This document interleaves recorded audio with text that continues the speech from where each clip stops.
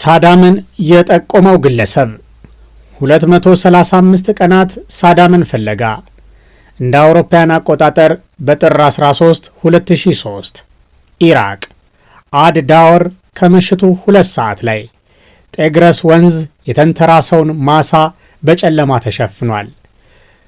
ኦፒኤስ የተባሉ ልዩ ኮማንዶች ግብረ ኃይልም በፍጹም ጸጥታ እየተጠጉ ነው። ተዳክመዋል። ሁለቱ ታርጌት ማሳዎች ኦና ናቸው። አዳዳወር በፍጹም ጨለማና ጸጥታ መንፈስ አንቀላፍታለች። ኮማንደር ኮሎኔል ኤሪክ ማዶክስ የእጅ ሰዓቱን ተመለከተ። ሰዓቱ ነግዷል። ይህ ሚሽን የሚወጡበት የተለየ የጦር መሳሪያን ታጥቀዋል። ድሮን ወይም የስለላ መሳሪያ አይደለም። ከፍተኛ የአካልና የስነ ልቦና ማሰቃያ የሚደረግባቸው ተጠርጣሪዎች እስር ቤት ነው። ወፍራሙ ሰው መሐመድ ኢብራሂም የሳዳም ሁሴን የግል ጠባቂዎች አለቃ። ወታደሮች ጎትተው አወጡት። እጁን የኋሊት የፊጥኝ አስረውት ይዘውት ወደ ጎጆ ቤት ውስጥ ገቡ። እየተራመደ ሄዶ ድንገት ቆም አለ። የረገጠውን መሬት በተረከዙ መታ መታ እያደረገ እዚህ ነው አለ። ወታደሮቹ በፍጥነት በጉልበታቸው በርከክ ብለው ወለሉን በሁለት እጃቸው ከላይ ቆሻሻውን አነሱ። ከዛ የላስቲክ ምንጣፉን አነሱት። ያልጠበቁት ነገርን አዩ። ጨለማ የዋጠው ጉድጓድ። መሳሪያቸውን ወደ ውስጥ አቀባብለው አነጣጠሩ። ከውስጥ ወደ ውጪ የተዘረጉ 10 ጣቶች ብቅ አሉ። መዳፎቹን አሳየ። ከጉድጓዱ ብቅ አለ። በዚህ መሃል ድንገት ከጉድጓድ ውስጥ ድምፅ ወጣ። በእንግሊዘኛ እኔ ሳዳም ሁሴን ነኝ፣ የኢራቅ ፕሬዝዳንት፣ ፍቃደኛ ነኝ ለመደራደር ሲል እየጮኸ ተናገረ። ከዚህ በኋላ ለመውጣት አቅም አጣ።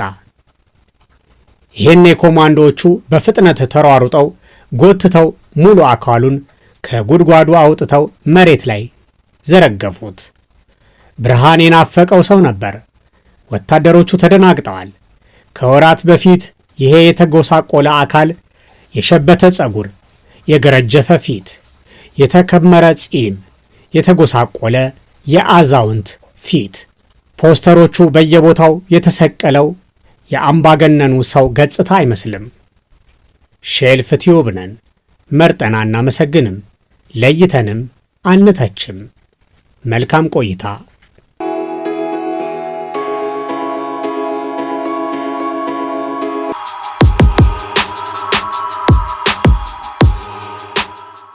ቲክራት ኢራቅ ከ9 ወር በፊት ጦርነቱ በይፋ ተቋጭቷል። ሐውልቱ ተደርምሷል። አሜሪካ በጦርነቱ የበላይነቱን ተቀናጅታለች። ነገር ግን ዋናው ተፈላጊውን ሳዳም መያዝ አይደለም፣ ያለበትን ቦታ ማግኘት ተስኗታል። የዴልታ ፎርስ ልዩ ኦፕሬሽን 52 ጉምቱ ባለሥልጣናት፣ ጄኔራሎች፣ ሚኒስትሮች፣ ፖለቲከኞች ሚኒስትሮችን አስረዋል ወይም ገለዋቸዋል። ግን አንድም ሳዳም ያለበትን አውቃለሁ የሚል ጠፍቷል። በሺህ የሚቆጠሩ የፔንታገን ወታደሮች በየቀኑ በየመንገዱና በየመንደሩ ፍተሻ ላይ ናቸው ሳዳምን ለመያዝ። ሰርጀንት ኤሪክ ማዶክስ ለቀናት ካለመተኛት የተነሳ አይኑ ሞጭሙጮ ቀልቷል። ቢሮ ውስጥ ከተሰቀለው የሳዳም ከፍተኛ ባለሥልጣናት ፎቶ ውስጥ በድጋሚ አይኑን ተከለ። ሰውየው በዚህ ጊዜ ባለሥልጣናቱን አያምናቸውም። የሚያምነው የገዛ ዘመዶቹን ብቻ ነው። እስካሁን የደከመባቸው መንገዶች ዋጋ ቢስ ናቸው። ማዶክስ በድጋሚ ዕቅዱን ከለሰ። በሚዲያ የማይታዩ ሾፌሮች፣ ምግብ አብሳዮች፣ የግል ጠባቂዎች ላይ ማተኮር ወደ አንድ አቅጣጫ ይወስዳል። አልሙሳላት የሳዳም የውስጥ ሰዎች ያቀፈ ቤተሰብ። ሁሉም አንድ ጎሳ ናቸው። ከነዚህ በምንም ሁኔታ ድምፁ የማይሰማ ነገር ግን የግል ጠባቂዎች አለቃ አለ። መሐመድ ኢብራሂም ይባላል። የዚህን ሰውዬ ስም በቀይ ፓርከር አከበበው። ትክክለኛው አደን አሁን ጀመረ አለ ለራሱ። ስሙን እንደ ማግኘት ሰውየውን ማግኘት ህልም ነው፣ መንፈስም ነው። ወፍራሙ ሰው ሲል የአደን መጠሪያ ሰጠው። እርሱን ማግኘት ባይቻል የቅርብ ቤተሰቡን ማግኘት ይቀላል።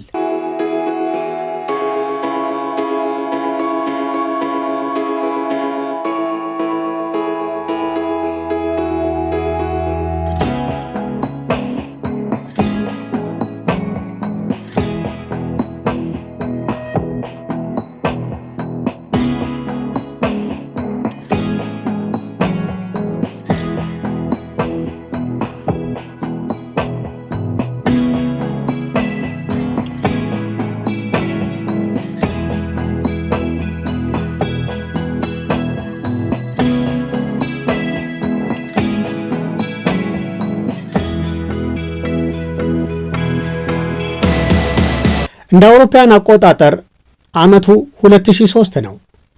በከፍተኛ የማሰቃያ ምርመራ ክፍል ውስጥ አቡ ጋሪብ ፍንጭ ሰጠ። የማይጠቅም የሚመስል ነገር ግን ደግሞ ወሳኝ ቃላቱን እንደ ዘበት ተናገረ።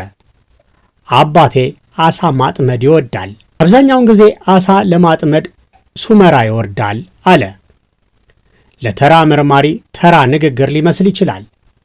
ማዶክስ ግን ይህንም መሰል ሪፖርት ከወራት በፊት የቀድሞ የሳዳም ሼፍ የተጠበሰ አሳ እንደሚወድ መስማቱን አስታወሰ።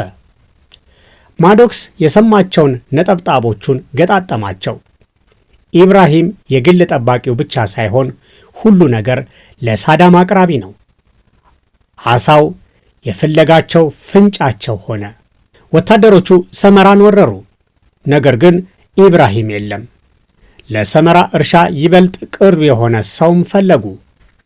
አንድ ሰው አለ። ያ ሰው ከታሳሪዎቹ መሃል ይገኛል። ምርመራው እጅግ አሰቃቂ ስለሆነ ሰውየው የሚያውቀውን አልደበቀም። አድራሻውን ተናገረ። መሐመድ ኢብራሂም የሚገኘው እዛው የልዩ ኃይሉ ካምፕ ውስጥ ካለው ከፍተኛ እስር ቤት ነው። ማዶክስ ወደ እስር ቤቱ አመራ። ታሳሪዎች በተርታ ግቢ ውስጥ በጨርቅ ጭምብል ተሸፍነው ተቀምጠዋል። የመጀመሪያውን ሰው ሽፋን ገለጠው። አይደለም። ቀጠለ። ሁለተኛው ታሳሪ የተጠቀለለለት ጨርቅን አነሳው። አይደለም።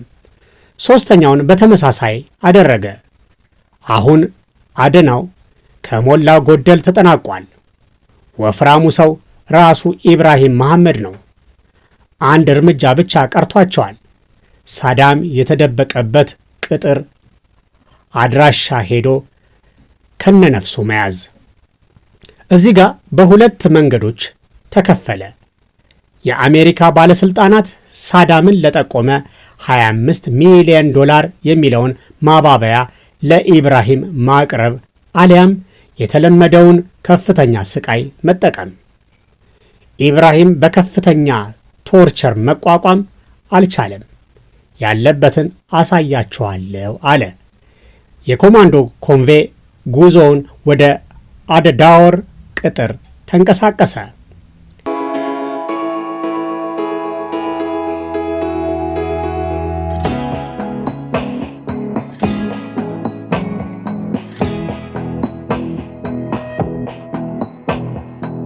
ላለፉት 235 ቀናት ሳዳም ቤት አልባ ሆኗል።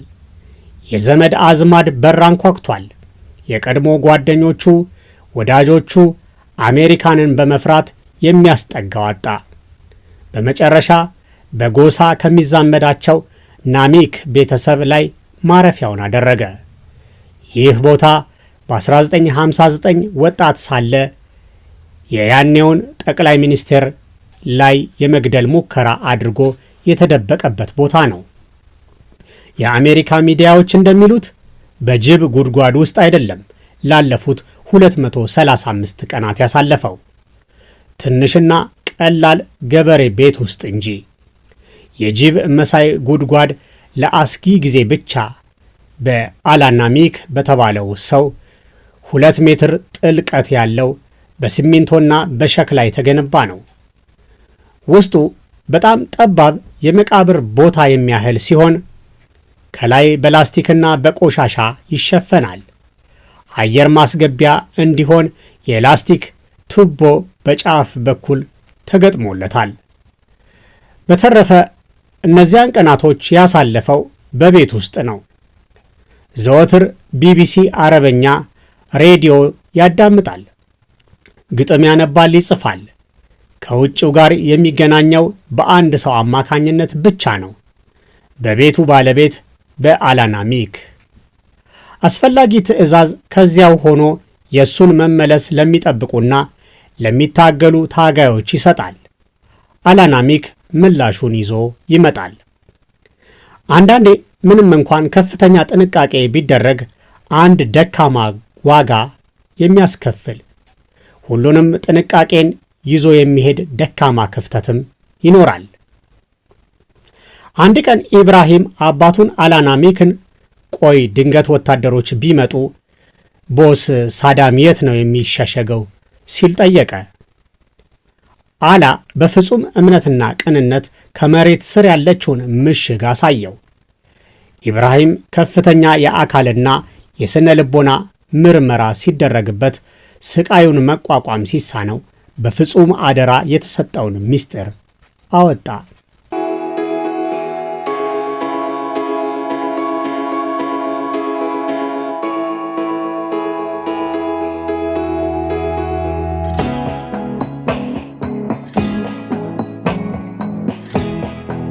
አንጠልጥሎ 600 ወታደሮችን አስከትሎ አዳዳወር ቅጥር ደረሰ።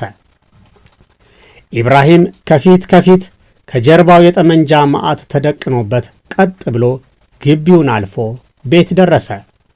ምንም አይነት ካርታ አላስፈለገውም። ድንገት እርምጃውን ገታ አደረገ።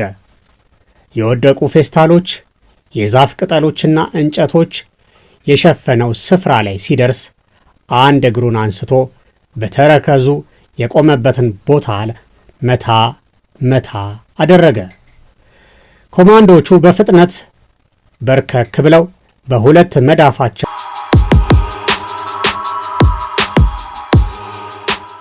ወደ ኋላ አፈገፈጉ። እንዳትተኩሱ ይላል። ሁለት እጆቹ ወደ ላይ በመዘርጋት እኔ ሳዳም ሁሴን ነኝ፣ የኢራቅ ፕሬዝዳንት፣ መደራደር እፈልጋለሁ እያለ በእንግሊዘኛ ይጮኻል። የወታደሮቹ አለቃ የጆርጅ ቡሽን ትዕዛዝ አልጠበቀም። በጥፊ አለው፣ በቦክስ ደገመው። ደም ከአፍንጫው እየወጣ ከመሬቱ ላይ ሳዳም ተዘረረ። ለአሜሪካ ሳዳምን መያዝ ብቻ በቂ አይደለም። ለዓመታት ያቆየውን ዝና ማዋረድ፣ አፈር ከድሜ ማልበስ ያስፈልጋል። የአንበሳውን የባቢሎን ታሪክ በአንድ ራሱን በጣለ አዛውንት መተካት። የፕሮፓጋንዳው ጉዳይ ተጀመረ። ሚዲያዎች የሳዳምን ጉስቁልና አላግጠው ተቀባበሉት። ሆን ተብሎ ዶክተሮች እንደ አረጀ ፈረስ አፉን ከፍተው ጥርሶቹን ሲፈትሹ አሳዩ። ሳዳም ማለት አንድ ተራ የውሻ አሟሟት የሞተ ሽማግሌ እንጂ አርበኛ እንዳልሆነ ለማሳየት ነበር። ፓል በርበር ወደ ጋዜጣዊ መግለጫ ቀርቦ ክቡራትና ክቡራን ሽማግሌውን ይዘነዋል አለ። ጥር 30 2006 የኢራቅ መዲና ባግዳድ የአረፋን በዓል እያከበረች ነው። ሳዳም የሞት ፍርድ ተፈርዶበት በአንዲት ገመድ ተንጠልጥሎ ተሰቀለ። የሳዳም ታሪክ ተዘጋ። የኢራቆች ብጥብጥ፣ የእርስ በርስ ጦርነት፣ የአይኤስአይኤስ መነሳት በር ግን ተከፈተ። ያቺ የጅብ ጉድጓድ የሳዳም መቃብር ብቻ አልነበረችም። ይልቁንስ የኢራቅ የቀጠናው ጸጥታ ቀብር የተፈጸመባት መቃብር ነበረች። አበቃን። ሰላም።